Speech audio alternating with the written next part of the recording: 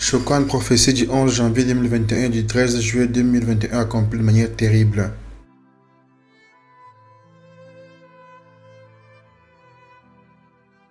Un conflit territorial important entre la Russie et l'Ukraine. Voici comment ça a commencé. Maintenant, je peux annoncer qu'il y a une guerre critique, une guerre historique qui arrive sur la Terre. Une guerre, une guerre historique arrive sur la Terre.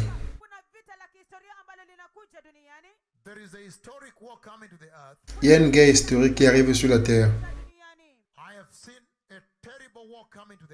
J'ai vu une terrible guerre venir sur la Terre. En fait, je vois les avions de chasse.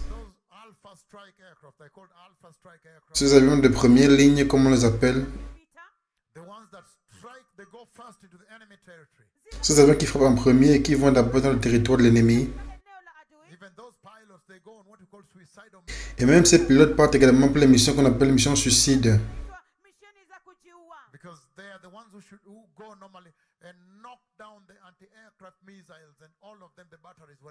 Parce que ce sont eux qui normalement vont frapper les missiles anti-aériens, les batteries, ou qu'ils soient pour les désarmer.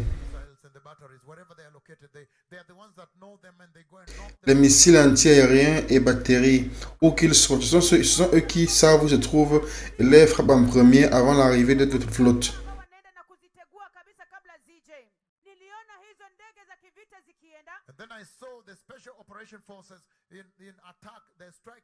Et puis, j'ai vu les forces spéciales des opérations d'attaque aussi des hélicoptères.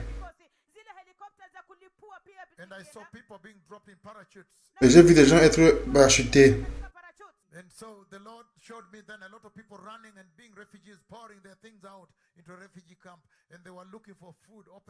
Puis le Seigneur me l'a montré, il y a beaucoup de gens qui couraient partout.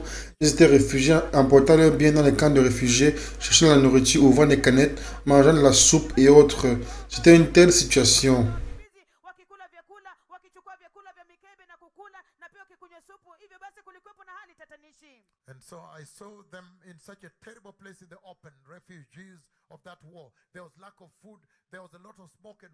Et donc, je les ai vus dans un endroit terrible à l'extérieur. Les réfugiés de cette guerre, il y avait un manque de nourriture. Il y avait beaucoup de fumée, des bombardements et des morts. Dans cette guerre, il y avait beaucoup de bombardements, de nombreux morts, beaucoup de feux.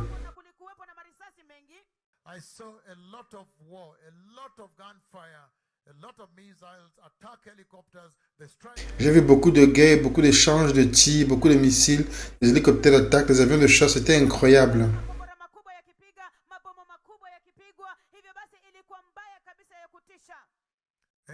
Et donc, après cela,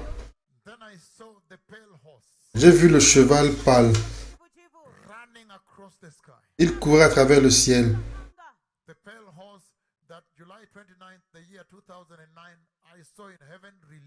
Le cheval pâle que le 29 juillet 2009, j'ai vu libérer du ciel.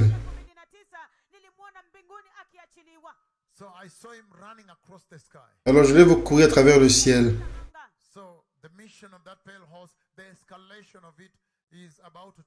Dans la mission de ce cheval pâle, son escalade est sur le point de se produire.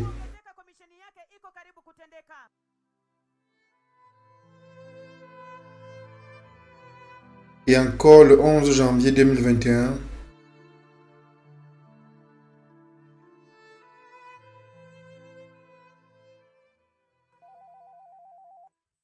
le Seigneur a parlé avec moi. Je vois un conflit à la frontière. Je vois un conflit territorial.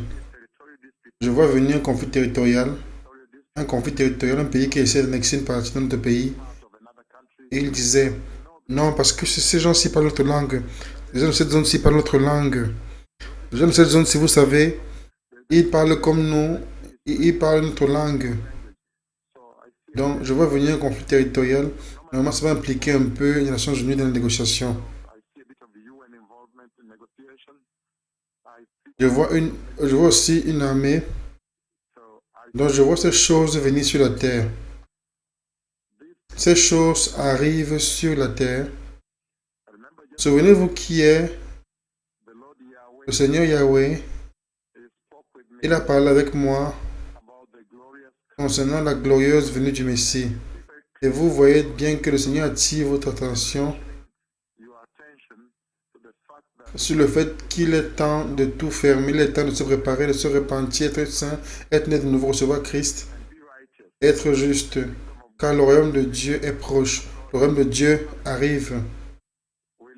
Nous vivons dans une époque historique, nous vivons dans une époque peu commune, alors que maintenant, les messagers de Yahweh, ceux qui ont un contact direct avec lui, et vous annoncent cela, toutes choses à vous, qui se passent dans le royaume céleste concernant la venue du Messie. Ils ont annoncé les anneaux de mariage super glorieux du ciel. Ils vous ont également annoncé ouvertement qu'ils ont vu l'église entrer et les escaliers glorieux abaissés. Et hier, j'ai annoncé que j'ai vu la gloire sortir super glorieuse, l'éclat, la magnificence de la gloire de Dieu venir dans la nuit et puis ouvrir la porte pour que je puisse voir à l'intérieur du ciel. Hier, et puis maintenant, il vient quelqu'un qui dit qu'il est dans le temps, dans le paradis, il visite le paradis et il revient vous parler. Quel avantage vous avez sur d'autres générations? Que maintenant, il y a un contact direct entre le ciel et la terre. Et Dieu fait toutes choses pour capturer votre cœur, pour attirer votre attention sur le royaume de Dieu, glorieux de Dieu. Dans un seul but, vous puissiez vous préparer, ne jamais périr, être sauvé du jugement à venir. J'ai vu un conflit territorial et je vois des négociations se poursuivre. Et un groupe a perdu. Et puis en même temps, je vois le réveil. Le Messie revient, peut bénir, le Messie revient. Soyez sages, que votre sagesse ne vous trompe pas sur ceci. Parce que souvenez-vous que l'éternité est un très très long moment. La vie sur cette terre est en train d'être détruite. À chaque occasion que je viens devant vous et que je parle, vous, les nations de la terre, vous devez courir et vous repentir. Courir et vous agenouiller et vous repentir, recevoir Christ, être saint et vous préparer. La vie sur terre, le Seigneur dit littéralement qu'il a placé toute la terre sous la juridiction des paroles de la langue de ces deux prophètes. C'est très clair maintenant. Les masques, la peur de la contamination, de la contagion, les paroles de ma langue. C'est juste cela. Laissez tomber les tutoriels bibliques que j'ai apportés. Seulement celle-ci devrait vous parler. Oubliez la quarantaine biblique qui a eu lieu en Égypte et que j'ai ramenée dans cette vie, cette époque. Quand tout le monde était en quarantaine comme j'étais en Égypte.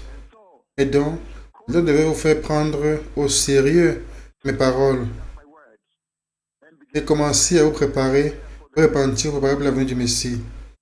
Tout ce qui doit être dit, préparer le chemin du Messie, la glorieuse du Messie, je l'ai dit.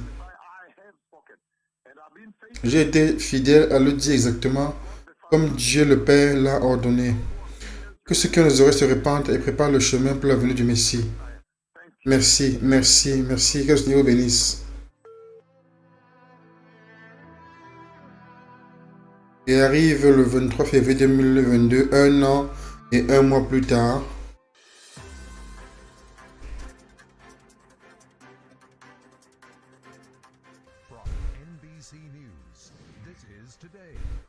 Le président russe Vladimir Poutine a reconnu du jour au lendemain deux nouveaux pays, tous les deux faisant partie de l'Ukraine, et il a envoyé des chars et l'armée pour les récupérer.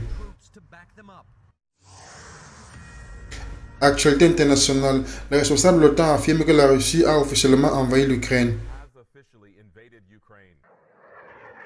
La vidéo montre clairement des missiles de croisière russes enregistrés depuis le sol par des citoyens russes et ukrainiens.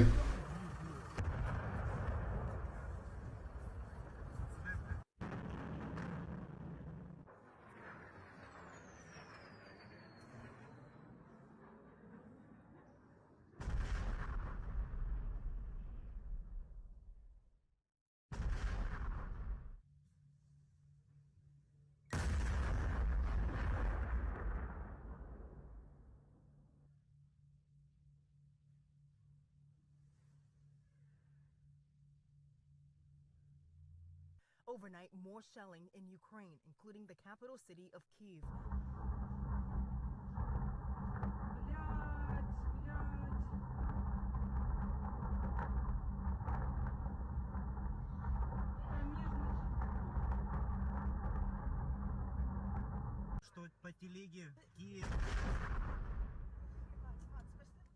The Russian military L'armée russe a lancé plus de 100 missiles de croisière sur l'Ukraine hier soir. Ils ont également assiégé un aéroport situé à 20 miles de la capitale ukrainienne Kiev. Beaucoup de missiles, hélicoptères de combat, avions de chasse. C'était incroyable.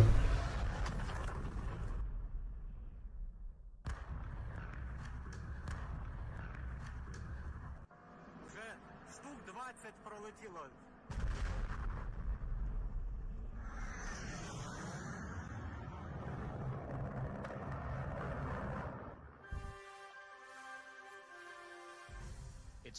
Ça a commencé avant l'aube et de nombreuses explosions autour de la capitale d'Ukraine. C'était la même chose dans tout le pays. Les images dans l'est de l'Ukraine, y, y compris Ракета летит на Васильков. Очень много ракет.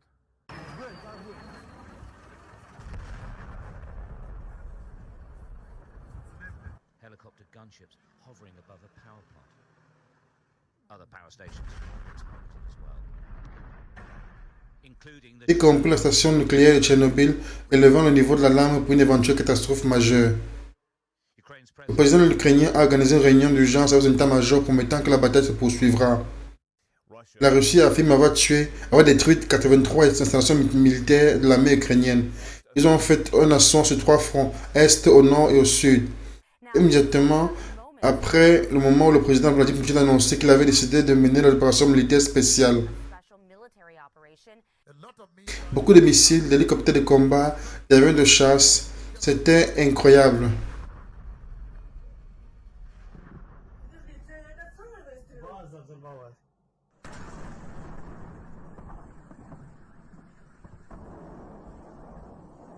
Одесса промышленная. Только что склады. Обычный промышленный объект. Ракеты одна за одной. Одна за одной ракеты с Приднестровья.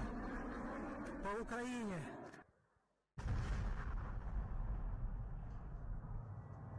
Huge explosions. Énorme explosion à Kiev alors que la mission russe se poursuit, lançant des armes mortelles sur des bureaux résidentiels. Buildings below. L'armée russe a bombardé des usines pétrolières et gazières avec d'énormes explosions le quatrième jour de l'invasion de l'Ukraine. Il tente de prendre le contrôle d'une base aérienne à 40 km au sud-ouest de Kiev. Un dépôt pétrolier y est en feu après avoir été touché par un missile russe. An oil depot there is on fire after being hit by a Russian missile. Columns. Colonne de chats entrant dans la ville. City. And Une vidéo horrible, un chat qui écrase une voiture. crushing a car. Ces images montrent des hélicoptères qui volent à l'est du pays et les médias en Ukraine confirment qu'ils appartiennent à l'armée russe. Media reporting that they belong to Russia.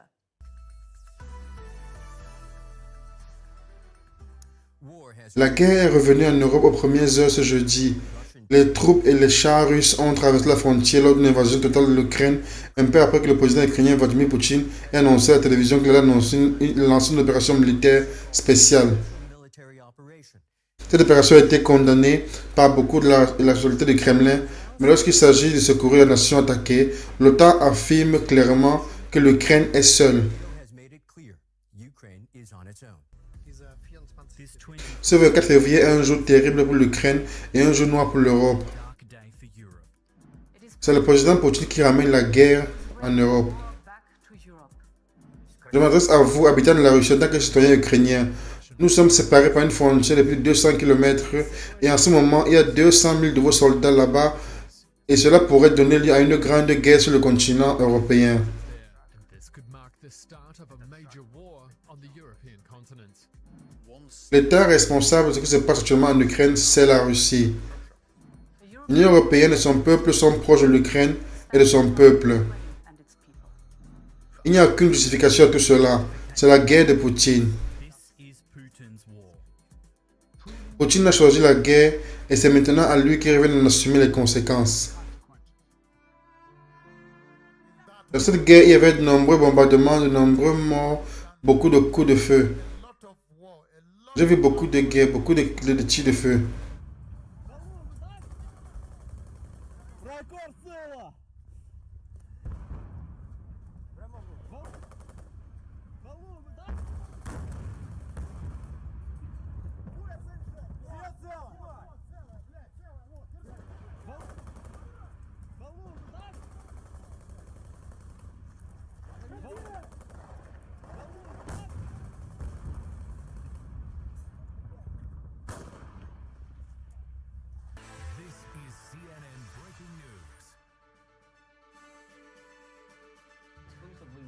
Vous avez été témoin de l'affrontement aujourd'hui dans une zone extérieure de Kiev.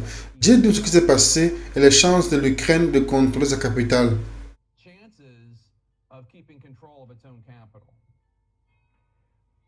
C'était surprenant et inattendu aussi parce que nous allions à l'aéroport près de la capitale. Nous savons qu'il y a eu des combats là-bas. Nous avons compris que c'était sur cet aéroport que les troupes russes sont descendues des hélicoptères. On y est allé et il y a eu un contrôle à l'entrée. On se disait que c'était les Ukrainiens qui ont pris le contrôle après des combats acharnés. Nous avions parlé aux soldats, nous avons demandé mais qui est en contrôle en ce moment-ci. Le commandant a répondu qu'il s'agit d'une zone sous contrôle russe. Et c'est là que nous avons réalisé que nous avions pris contact avec ce groupe étranger des forces spéciales russes qui étaient arrivées sur cette base quelques heures avant et qui maintenant fait face à une contre-offensive des militaires ukrainiens. Et en ce moment, nous nous sommes écartés et nous avons enregistré ces images suivantes.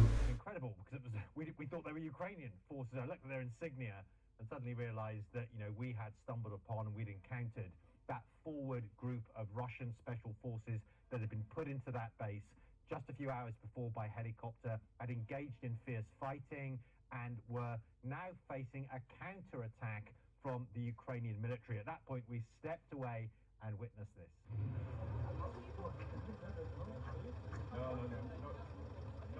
C'est un témoin de CNN qui témoigne des affrontements intenses à l'aéroport à l'extérieur de Kiev. Un porte-parole de la CNN, un journaliste.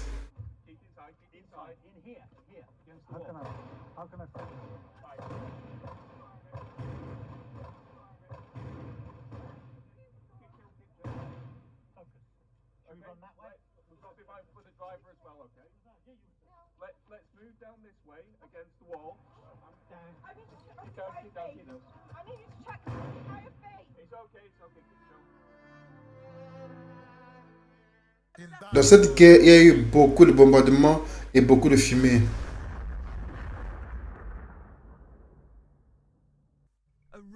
Une terrible attaque contre la deuxième ville ukrainienne. La Russie est accusée d'avoir fait usage d'armes dans un quartier résidentiel de Kharkiv qui abrite 1,5 million d'habitants et se trouve à 6 heures de Kiev.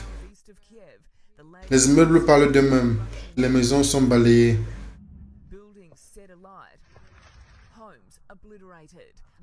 Les missiles trouvés en pleine ville près des aires de jeu ou dans la cuisine dans un complexe d'un appartement résidentiel.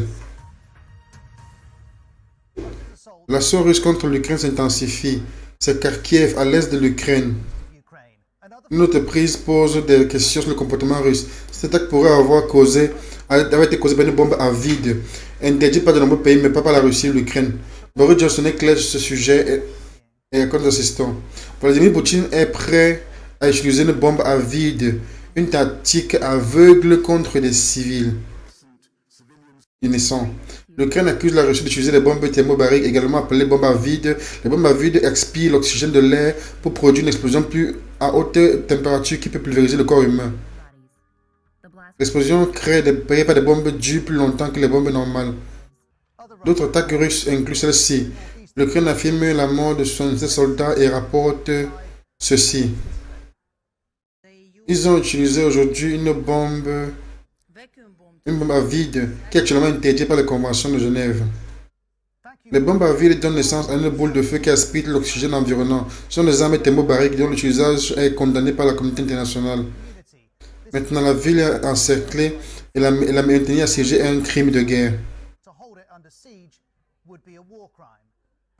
Même si un crime de guerre a été commis, la justice est loin et pourrait, juste un long chemin et pourrait être révisée par la Cour pénale internationale de la Haye. Son procureur en chef déclare qu'il existe des motifs raisonnables de croire que les crimes de guerre et les crimes contre l'humanité ont été commis en Ukraine.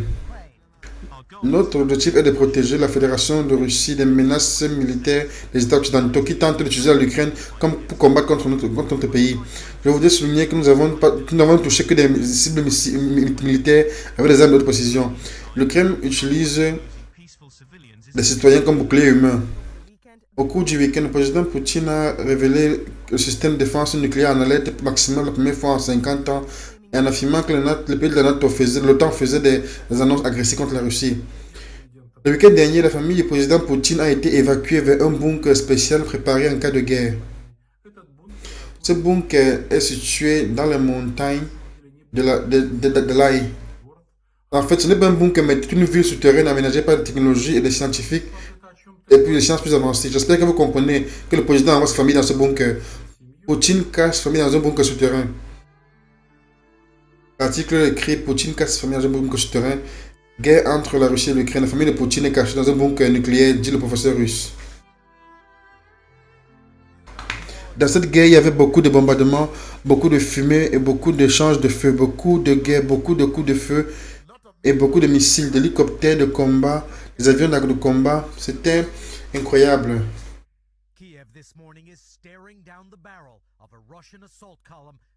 Un convoi de véhicules militaires russes de 40 miles long prépare un assaut sur la capitale Kiev. Les images satellites confirment qu'il est immense, meurtrier, dangereux, avec centaines de véhicules blindés, des chars et toute l'artillerie en route vers la capitale de 3 millions d'habitants. La Russie semble changer de stratégie jusqu'à présent. La Russie a utilisé des attaques de petits groupes avec des incursions dans les villes que les militaires ukrainiens ont repoussées avec habileté et endurance. Un état de siège de la Russie est en cours. Cela se produit déjà à l'extérieur de Kiev. Les forces russes attaquent Mariupol dans le sud, qui abrite un demi-million de personnes avec des conséquences tragiques. Les images satellites montrent un convoi militaire russe approchant de Kiev à le nord. La tête du convoi est à moins de 20 miles de la capitale. Ce sont des images troublantes ce matin qui indiquent la force de la mer russe. Ces images montrent ce que nous pensions être une division de la mer longue de quelques kilomètres, mais en fait elle est longue plus de 400 miles.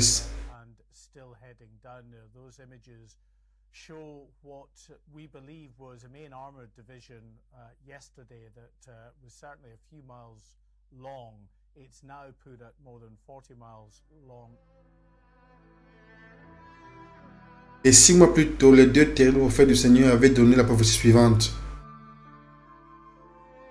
Avaient dit la prophétie que les avions de chasse russes commenceraient à attaquer l'Ukraine.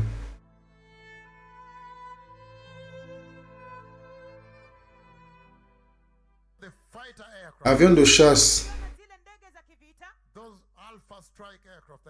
Ce sont les avions de chasse de première ligne, comme on les appelle.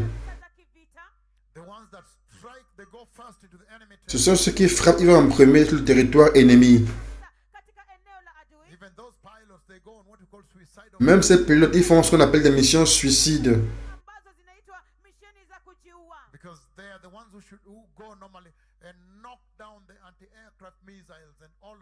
Parce que ce sont eux qui, normalement, vont et frappent les missiles anti-aériens, les bactéries, qui vont premièrement et les détruisent.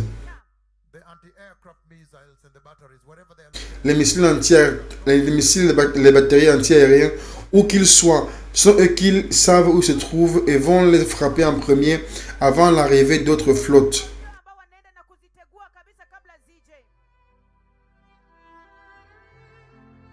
Et arrive le 22 février.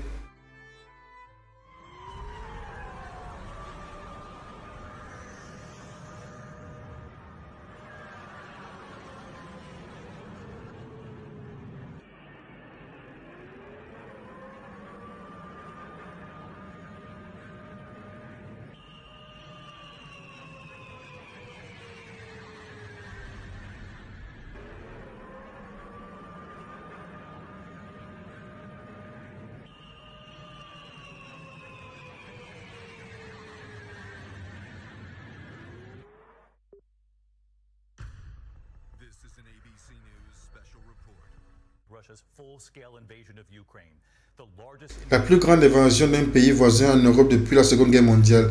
Les militaires russes attaquent du sud, du nord et de l'est, détruisant des usines militaires et se dirigent ce soir vers les villes stratégiques. On a vu des avions de chasse survoler les villes ce matin, lorsque les sirènes anti-aériennes ont commencé à sonner. Et 6 mois plus tôt, la prophétie avait prévenu, mis en garde que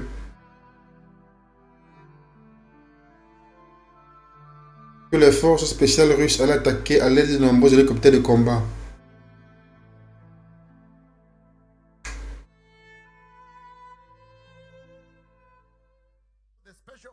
opérations des forces spéciales d'attaque, les hélicoptères de combat étaient également utilisés.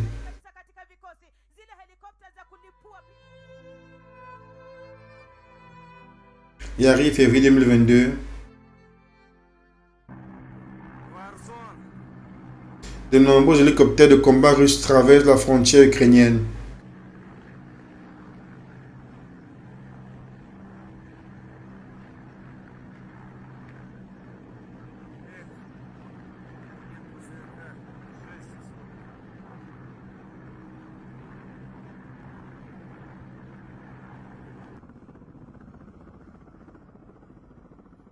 Над моим домом летает, охраняет, как комаров.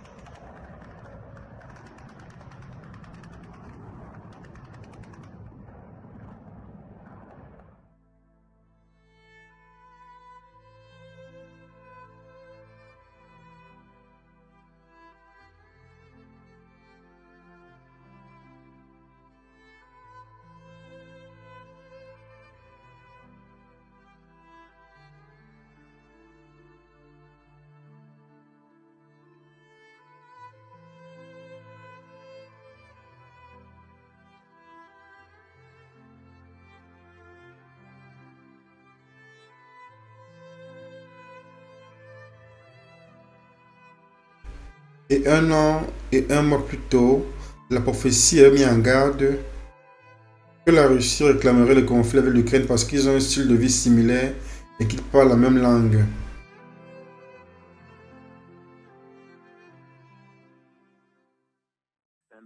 Et ils ont dit, non, parce que ces gens-ci parlent notre langue. Les gens de cette région-là parlent notre langue. Les gens de cette zone-là, ils sont comme nous, vous savez. Ils parlent comme ceci, vivent comme ceci, ils parlent notre langue. Il arrive le 23 février 2022, 1 an et 1 mois plus tard.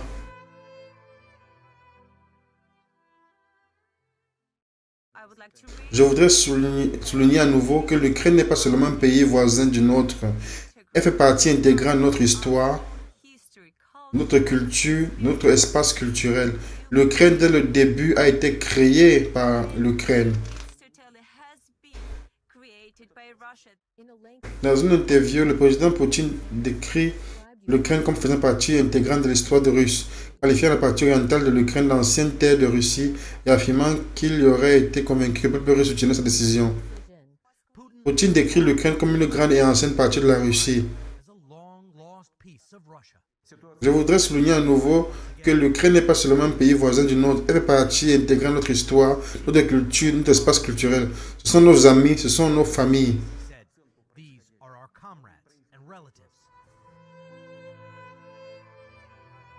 Et les prophètes les plus puissants du Seigneur ont ordonné aux Nations Unies de se réunir. Il y a un conflit frontalier qui approche, je vois l'implication des Nations Unies. Et avec ces mots, les deux plus puissants prophètes du Seigneur ont invité les Nations Unies à se réunir.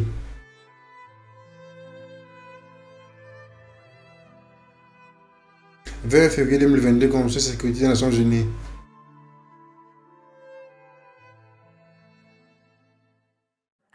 Une réunion d'urgence convoquée à la demande de Kiev. Les membres du Conseil de sécurité de l'ONU ont condamné les démarches russes qui reconnaissaient l'indépendance de la partie orientale de la Russie. Les États-Unis ont prétendu que la Russie faisant cela avait déchiré les accords de Minsk. Je vois l'implication de l'ONU. Le 20 février 2022, le Conseil de sécurité des Nations Unies. Le Conseil de sécurité des Nations Unies a convoqué une réunion d'urgence à New York hier soir. Les États de l'association russe ont été condamnés par la plupart des membres du Conseil, dont l'ambassadeur des États-Unis. Il nous appelle ceux qui maintiennent la paix. Cela n'a aucun sens, nous savons de quoi il s'agit. Cette décision du président Poutine est clairement à la base sur laquelle la Russie veut créer un prétexte pour une nouvelle invasion de l'Ukraine. Mes chers collègues, il est trop tard pour parler d'escalade, c'est trop tard. Le président russe nous a déclaré la guerre. Puis-je vous diffuser la vidéo des présidents ambassadeurs? Puis-je vous diffuser la vidéo maintenant? Vous pouvez la confirmer. Ne m'interrompez pas, s'il vous plaît. Merci. Alors ne posez pas les questions pendant que vous parlez. Merci. Cependant, vous avez déclaré la guerre et il est la responsabilité de ce comité de l'arrêter la guerre. J'appelle donc chacun d'entre vous de faire tout le possible afin d'arrêter cette guerre.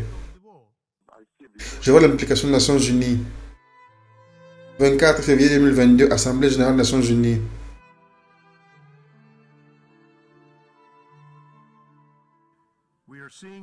On voit une présence importante de troupes, de missiles, d'artillerie, d'avions de combat depuis 1945. Il est clair que les actions de la Fédération de Russie menacent directement cette souveraineté, cette intégrité territoriale de l'Ukraine. Nous avons chacun l'obligation de garantir l'intégrité territoriale des États, d'autres États, s'opposer à l'invasion et insister afin de mettre en place des solutions pacifiques au conflit. Les actions de la Russie sont en violation des lois internationales et de la souveraineté de l'Ukraine et de son intégrité territoriale, en contradiction avec les accords de l'accord de Minsk. Une contradiction avec l'accord de Minsk. L'agression de la Russie menace non seulement toute l'Ukraine, mais tous les États membres et même les Nations Unies. Malheureusement, la fausse réalité que la Russie veut créer a déjà de réelles conséquences pour le peuple ukrainien et pour le monde entier. Aujourd'hui, la guerre russe dans l'est de l'Ukraine a déjà tué plus de 14 000 personnes. Environ 3 millions d'Ukrainiens, dont la moitié sont des personnes âgées et des enfants, ont besoin de nourriture, d'un abri, d'autres types d'assistance. Et bien sûr, les Russes ordinaires devraient se demander combien de vies Poutine est prêt à sacrifier pour nourrir son ambition. Si la Russie continue sur cette voie, cela pourrait créer une nouvelle crise humanitaire de réfugiés, l'une des plus importantes au monde aujourd'hui, avec 5 millions de personnes déplacées par le choix de la guerre de la Russie faisant pression sur les pays voisins de l'Ukraine. Ce que nous pouvons faire ensemble aujourd'hui, c'est de le dire clairement que la Russie paiera un prix très élevé si cette agression continue. Je vois l'implication des Nations Unies. 26 février 2022, le Conseil de sécurité des Nations Unies.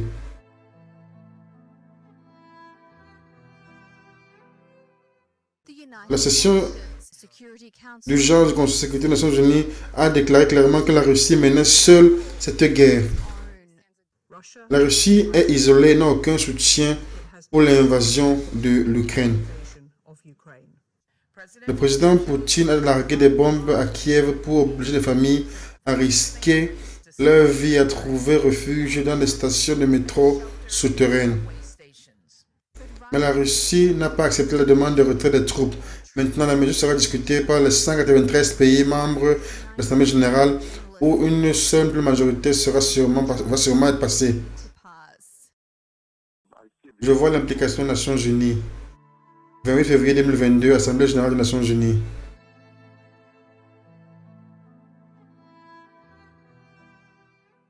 Une session spéciale d'urgence de l'Assemblée générale des Nations Unies où les 193 membres auront l'occasion d'exprimer leur point de vue sur l'invasion de la guerre russe en Ukraine.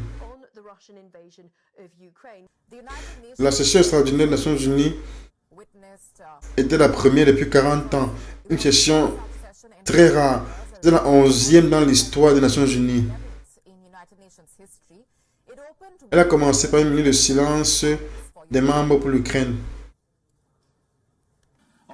Même si les attaques russes ont touché la plupart des installations militaires en Ukraine, nous avons aussi des bombardements sur des zones résidentielles, sur des cibles non militaires avec des dégâts importants.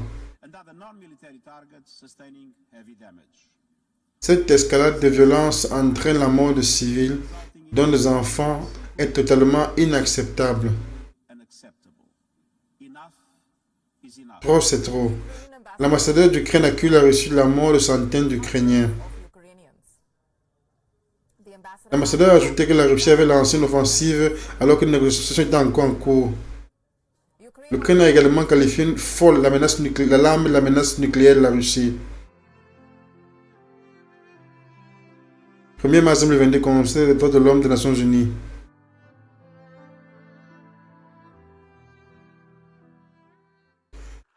Le président Zelensky s'est exprimé aujourd'hui lors d'une session d'urgence au Parlement européen.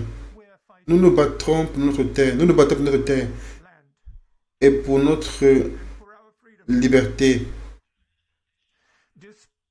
Malgré le fait que chacune de nos villes se trouve maintenant bloquée, personne ne viendra intervenir pour notre liberté. Et croyez-moi, chaque place aujourd'hui, peu importe comment elle s'appelle, s'appellera désormais la place de la liberté dans chaque ville de notre pays. Personne ne nous brisera. Nous sommes forts, nous sommes ukrainiens. Je suis heureux que vous soyez tous réunis aujourd'hui, tous les pays de l'Union européenne. Je ne savais pas que c'était le prix à payer. C'est une tragédie pour moi, pour chaque Ukrainien, une tragédie pour notre nation. C'est un prix élevé, très élevé. Des milliers de personnes ont été tuées. 2 révolutions, une guerre, 5 jours d'évasion à grande échelle.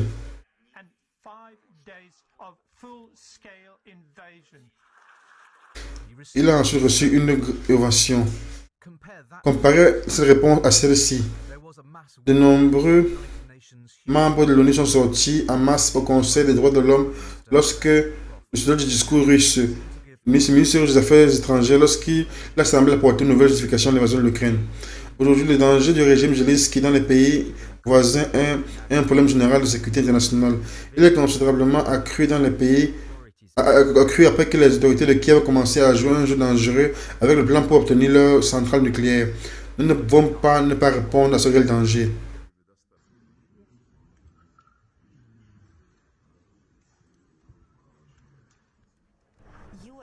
L'ONU doit prendre une décision ferme pour défendre son principe. Car ce que la Russie a fait à l'Ukraine est une attaque contre les fondements de notre coopération, une attaque contre l'ensemble des 192 pays, sauf la Russie.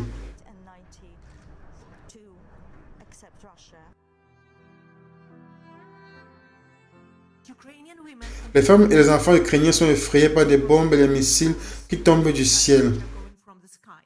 Le peuple ukrainien demande désespérément la protection de son espace aérien vis-à-vis de l'Occident. Nous demandons une zone d'exclusion aérienne et nous lisons des réponses qui disent que ce sera le début de la 3e guerre mondiale. Mais quelle est l'alternative, monsieur le Premier ministre? Observez comment nos enfants, comment vont nos enfants, ou alors les places, le temps qui puisse nous protéger des bombes. Quelle est l'alternative à une zone d'exclusion aérienne? Nous avons des avions, nous avons des systèmes de défense aérienne en Pologne, en Roumanie. L'OTAN a ce système de défense. Au moins, de défense aérienne protège la partie occidentale de l'Ukraine. L'OTAN n'est pas prête à défendre, car l'OTAN a peur de la 3e guerre mondiale. Elle a déjà commencé. Ce sont les Ukrainiens qui sont là, qui prennent des bombes. Vous parlez de plus de sanctions, monsieur le Premier ministre, mais Roman Abramovich n'est pas sanctionné. Il est à Londres. Ses enfants ne sont pas au milieu des bombardements. Ses enfants sont à Londres. Les enfants de Poutine sont aux Pays-Bas, en Allemagne, dans des résidences. Pourquoi ces résidences ne sont pas saisies? Je ne vois pas cela. Je vois les membres de ma famille, les membres de mon équipe disent qu'ils pleurent, ils ont peur. On ne sait plus où nous réfugier. C'est ce qui se passe, Premier ministre.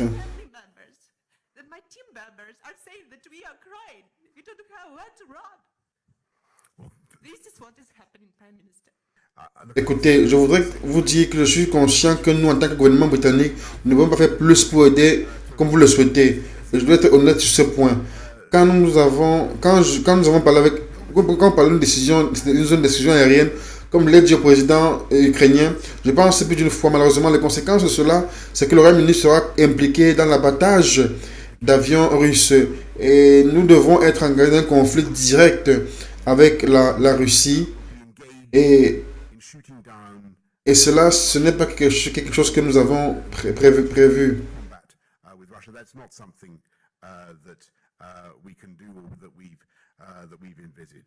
Et je crois que les conséquences de cela seront difficiles à contrôler.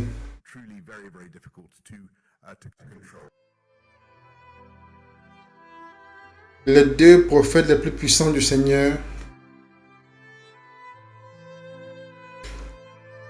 ont ordonné une des plus grandes crises de réfugiés en Europe.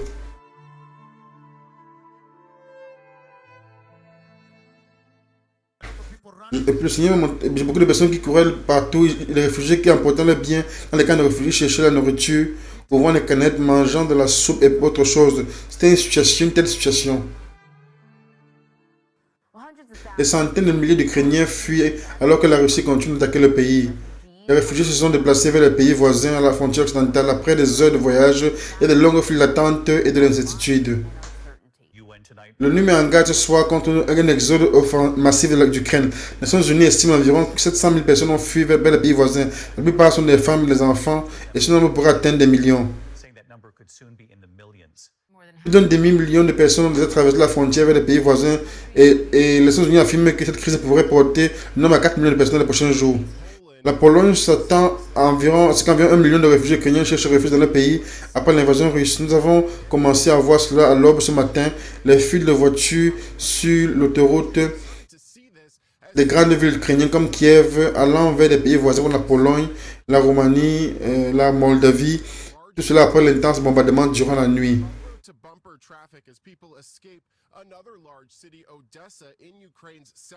Heading to surrounding countries like Poland, Romania, and Moldova. All this after intense bombing overnight in some of those same cities as Russia began its invasion.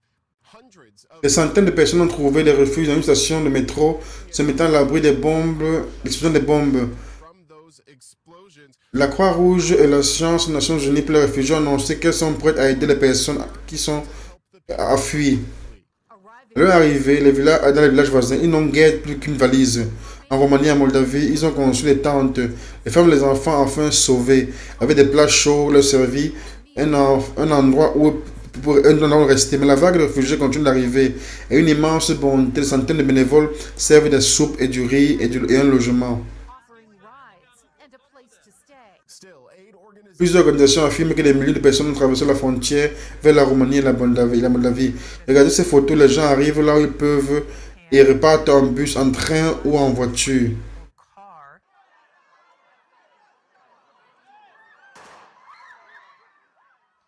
Des milliers de personnes sont descendues à la gare centrale essayant de trouver un siège dans chacun des trains en direction du sud. Les gardes tirent en l'air en essayant de maintenir l'ordre, mais cela peut défaire des personnes qui sont déjà traumatisées. C'était chaotique, désespéré, mais l'attitude là-bas. La peur de l'inconnu est si difficile pour les personnes.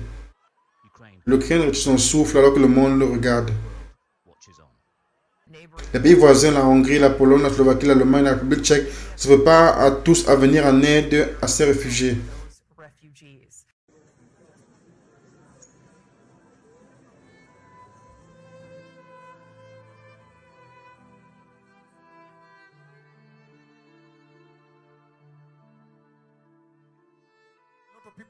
Et beaucoup de personnes couraient, il y avait des réfugiés qui amenaient leurs affaires dans les camps de réfugiés, cherchant la nourriture, ouvrant des canettes, mangeant de la soupe et tout ça. C'était une telle situation. Ils cherchaient de la nourriture, ouvrant des canettes, mangeant de la soupe et tout. C'était une telle situation.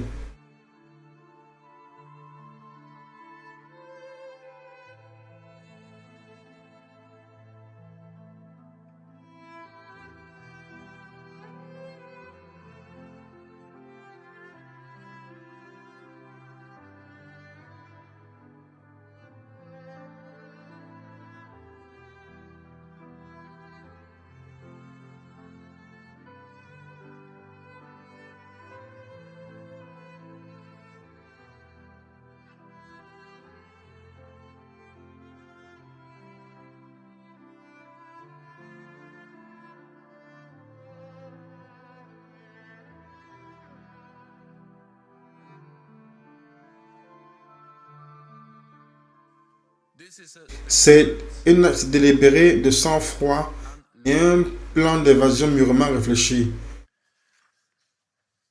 Malgré ces mensonges, ces démentis, ces désinformations, l'agitation du Kremlin sont claires pour tout le monde.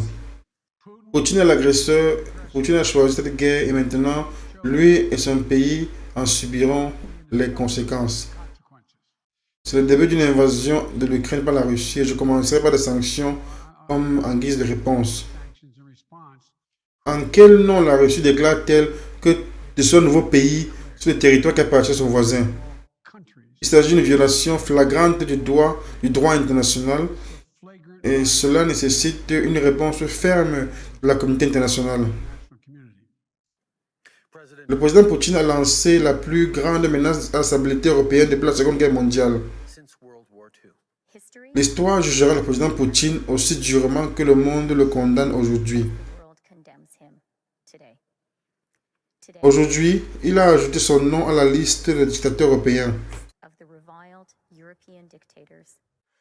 D'innombrables missiles et bombes ont été largués sur une population innocente. Une invasion massive est en cours. Nous condamnons cette attaque barbare et les acclamations futiles pour les justifier. C'est le président Poutine qui ramène la guerre en Europe.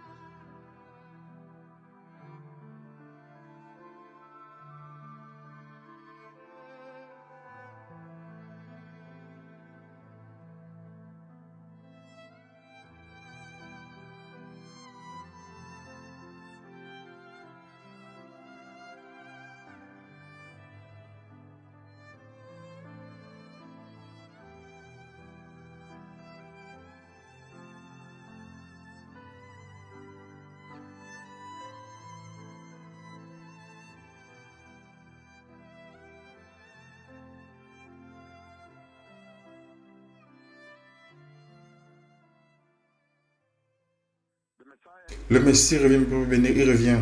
Soyez sages, que votre sagesse ne vous trompe pas sur ceci. Parce que souvenez-vous que l'éternité est un très très long moment. La vie sur cette terre est en train d'être détruite. À chaque occasion, lorsque je viens devant vous et que je vous parle, vous les nations de la terre, vous devez vous courir et vous repentir, courir et vous agenouiller et repentir, recevoir Christ, être saint et recevoir et vous préparer. La vie sur terre, le Seigneur a littéralement placé toute la juridiction sur la terre, sur les paroles de ces deux prophètes, la langue de ces deux prophètes. C'est très clair maintenant. Je vais vous inciter à prendre mes paroles au sérieux et commencer à repentir et vous préparer pour la venue du Messie. Tout ce qui doit être dit pour préparer la venue du Messie glorieuse, je l'ai dit. J'ai été fidèle à dire exactement comme Dieu le Père l'a ordonné. Que ceux qui ont des oreilles se répandent, préparent le chemin pour la venue du Messie. Merci, merci, que le Seigneur vous bénisse. Que les nations se répandent. Préparez le chemin. Le Messie revient.